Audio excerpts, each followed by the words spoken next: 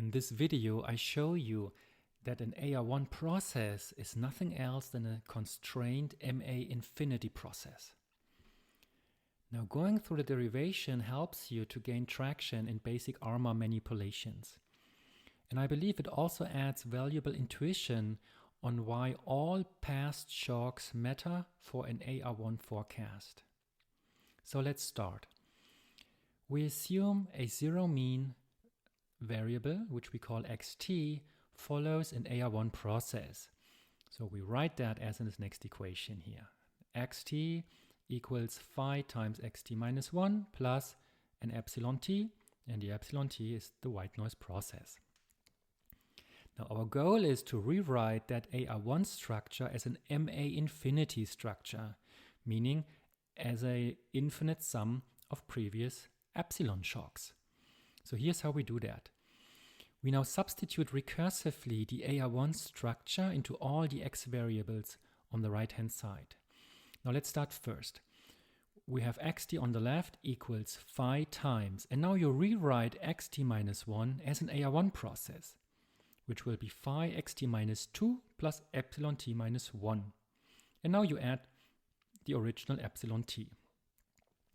Now you multiply out what's in the parentheses, which ends up with phi square xt minus 2 plus phi times epsilon t minus 1 plus the original epsilon t. And now again you substitute the AR1 structure into the xt minus 2. And you keep doing that until you reach at the last equation, which says that xt is nothing else than phi to the power of k xt minus k plus phi to the power of k minus 1 times epsilon t minus k plus 1, and so on and so forth, as you see in this equation, plus the original epsilon t. Now what's really important is to note that the process is only stationary if the absolute value of phi is smaller than 1. Because only if that condition holds, you have that the limit of phi to the k times xt minus k goes to 0 if k goes towards infinity. And that confirms the well-known intuition that a stationary mean zero process converges to 0.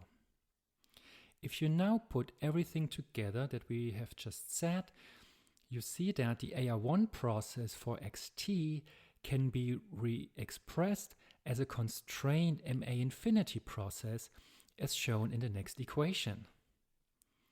Now, that indeed is constrained in the sense that the MAQ coefficients theta j, for j being 0 or larger than 0, they are not free parameters as they usually are in the MA process, but here instead they are exponentials of the AR1 coefficient phi.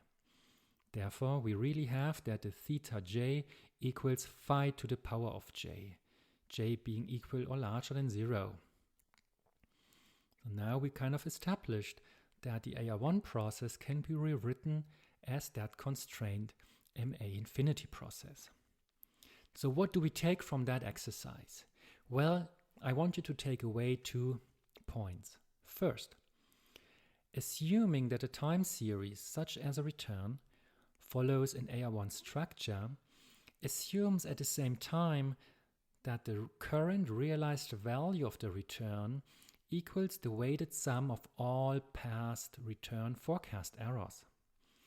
The weight that a past forecast error has depends on the persistence of the time series and on the lag length.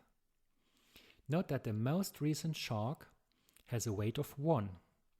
Shocks from the far, far distant have a weight of practically 0. Second, practically speaking, the persistence phi of the time series determines the degree of memory of the good old times.